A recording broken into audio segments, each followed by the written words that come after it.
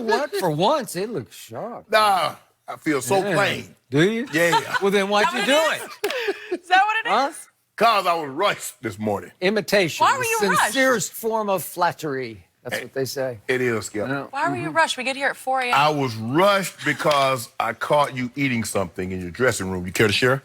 It was a brownie disguised as a muffin. Wait a it's second. fine. I'm the one who has fun on this show You and were eats in whatever I her want. dressing No, room. I was at the He was just checking in, make sure I was prepared. Yes. Yeah. Slipped right out. I know that no one around here is having brownies other than me, but I feel great and I've got a lot of This man energy wants and to- sugar. So we have a great show for you today. The Chargers need to start planning for life after Phillip Rivers. And why is Tom Brady so frustrated? He is not happy, Tom, anymore. And are we ready to crown Luka Doncic yet? Luka. But first, we're going to start with Skip's Cowboys, who are coming off a big win against the Lions despite only 45 rushing yards from Ezekiel Elliott. Zeke has underwhelmed this year after getting his big payday before the season started. Elliott is not in the top 5 in rushing touchdowns or rushing yards through the first 11 weeks of the season for the first time in his career. So, Shannon, how do you explain what has happened to Ezekiel Elliott? I still believe that Zeke is a top-tier back. I just believe that teams are saying basically, Skip, in order for the Cowboys to reach their ultimate destination, you're going to have to see more of Dak Prescott doing what he's doing. Because I still believe that teams, you can go back to analytics and just like the analytics that all the pro football focuses and everybody else use, these teams have stats and analytic guys also. And the analytics and stats show is that when you neutralize Zeke, that increases your opportunity or your chances to win against the Cowboys. Now, what we've seen is that teams have started to take Zeke away, and Dak is playing better. But he's going to have to do that for an extended period of time because since Zeke has gotten into the league, they've been run first. When Zeke run well, they win. And so Dak, you're going to have to see more of what we've seen from Dak against the last team, Detroit, in order for them to be successful moving down the road. Skip, look, when you look at these stats and they say Zeke is 24th, Skip, they factor in guys that's getting 5, because all you have to do is average like a little over 6 carries a game. Zeke, of the guys that are workhorse backs, the Leonard Fournettes, the Christian McCaffreys, the Carlos Hyde, the Chubb, the Zeke Elliott, Skip, he's like 9th. He's like 4.3. Now, unless you're Barry Sanders or Jim Brown, 4.3 you laugh at. Those guys are around 5. Everybody else that's in the 4.3, that's a damn good rushing average. Skip, you remember he was just slightly over that the year he got suspended and still led the league in yards per game. So that's where he is now. Last year he had 6 rushing touchdowns. This year he's already at 7. That's pretty good, isn't it, Skip? You like Tubbs, right? You don't like that? Okay. I don't. The most overrated stat in football, except in fantasy football, is the 1-yard touchdown. I remember that next time you say when Tom Brady has 3 of those on his resume in a football game. I remember you said never that. brag Yeah, about you do. those. Yeah, you do. Skip, look. Zeke is a bell cow back, but he doesn't have, and I think what you've been seduced with, you see Christian McCaffrey, you see Saquon, they bang, bang, bang. Next thing you know, they're off 50. They're off 60 yards. Skip, that's really never been Zeke since he's been in the NFL. As I said, his rookie year, he had 4 runs or catches of 40 yards or more, and then he went 1. Right now, he's currently at 0. So when you really look at it, I think you keep going back to what he was at Ohio State. I haven't seen that since he's been in the league. Now, I've seen the guy that rushed for 1,600 yards his rookie year and was on pace to probably do that or a little better his second year, led the league in rushing. But, Skip, it's a big deal now. You just don't lead the league in rushing every single year. And I think people are starting to have a false sense that, okay, he led the league in rushing his first 2 years. He just got a new contract, so just do it again. Eric Dickerson did not lead the league in rushing every single year. Only Jim Brown did. Or seemingly, I think he led it like 8 of the 9 years that he was in the league. Shannon, he's 8th in yards rushing this year. 8th. Oh, Skip. Do you know how many running backs there is? There's 32 teams. So I'm not concerned. And because, as Jason Garrett said, you see they still stacking the line. The week before, Jerry Jones says everybody and their mama knew that the Minnesota Vikings were not going to let Zeke Elliott run. So that's where you are. And if you're going to, if you, Skip Bayless, if your guy's what you said he is, Zeke should be inconsequential. You don't even need, as a matter of fact, bench Zeke and start Tony Pollard. That's what you should do. If you so confident Zeke is such trash and washed up like you said, put Tony Pollard in the game. So I'm going to repeat what your opening remark was. Yes. But I'm going to preface it by reminding everyone Ezekiel Elliott is now by far the highest paid running back in this game.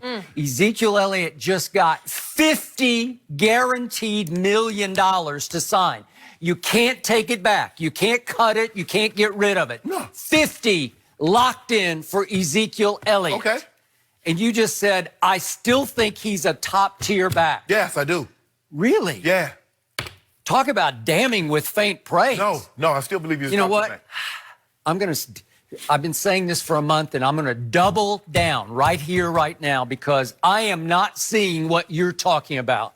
And just to qualify myself, you're in the Pro Football Hall of Fame, but I learned my football from Bill Walsh and Tom Landry and Jimmy Johnson and even Barry Switzer, who perfected the college wishbone and was as great at gearing the running attack as anybody I've ever seen. So I know a little bit about what to see and not see on a football field. And I am not seeing that this is about 8 men in the box or defenses geared to stop Ezekiel Elliott. Because I'm going to remind you, Zeke led the league in rushing as a rookie when all they were doing was putting 9 men in the box to stop Ezekiel Elliott because nobody thought Dak Prescott could throw it a bit when he was a rookie. Right. All he did was win Offensive Rookie of the Year, but maybe it was just because of Zeke. Then in Zeke's second year, he led the whole league in yards per game, right. But he couldn't lead in rushing. He would have, but he got suspended for 6 games. Correct. Then his third year, which was last year, he led the whole league in yards rushing. He dominated this league for 3 years against defensive coordinators who made Zeke the #1 priority. Nothing has changed. In fact, I believe that I saw the Detroit Lions, who ranked 26th against the run going into the game, I saw them backing off. I was trying to count men in the box as best I could from TV, which is always a little hard to do because it flashes here and there. Right. But I didn't see that much 8 in the box because I saw a Detroit defense just playing straight, just playing coverage because it is clear they have now morphed the Dallas Cowboys into a passing football team. Well, Skip, to your point, if you're telling me that that teams are going to play Zeke with coverage and not drop that 8th guy in the box, well, then maybe, yeah, it's over. Okay, all right. So something, which I'm about to get to, is very wrong with this Zeke because he looks very different to my eye. And look, I hope I'm wrong about this. I can't tell you because week after week I keep saying, okay, this is the bust-out game. This is the one where he just bounces back and says, I'm still Ezekiel Elliott. And all I see is that the $50 million man is giving us a lot of, by his standards, 50-cent games because those last 2 games are 50-cent games. Well, you know Minnesota. Okay, that's 20 for 47 against Minnesota. And we know what happened at the end of the game when I believe Jason Garrett said, put the ball in Zeke's hands. We do. 2nd and 2 from the 11. Zeke. Nowhere. 2nd 2, 3rd and 2 from the 11. Zeke, -3. Then throw it to Zeke on 4th down, incomplete. I hope you were right about this, that he's still Ezekiel Elliott, but this is what I'm not seeing from him. I'm not seeing him attack defenses with that rare athletic arrogance he used to have in the first 3 years, in which his body language said, I'm just better than y'all, you know what? You know what the word is, right? Yeah. Right? That's what he said. I saw a guy who played with contagious rage that turned into this sort of runaway joy when he kept reaching the end zone, in which he jumped in the Salvation Army pot or the whatever you call it. Kettle. Kettle, yeah. And I used to see a guy who would just explode up into the defense with the greatest body lean I've ever seen of any back ever. Jim Brown, anybody. Eric Dickerson, just fierce body lean where he exploded with some burst up into the defense. Okay. Was he an all-time breakaway back? Well, he ran 4.4 at the combine. Right. That's pretty fast. Right. That's fast enough to be a breakaway back. And now I don't see that anymore because you look at what he's doing. In 10-plus yards of rushes this year, going for 10 or more. He's 8th, and in 20-plus yards second. He doesn't break away anymore. No, but Skip, he never broke away since he's been in the NFL. Like I said, you got seduced by looking, especially the last 4 games of his sophomore season, where he went to Michigan, Big Ten, Alabama, and Oregon. So, but he's not been that since he's been in the league. So here's what, and again, I'm a psycho Cowboy fan, and I take it way too seriously and sometimes personally, but I live and die for these games, and so I'm all over it. I'm just absorbing every little nuance of the game. Okay. So what did I see against the 26th defense against the run, the Lions defense? They ran Zeke on first down 11 times in that game. Yeah.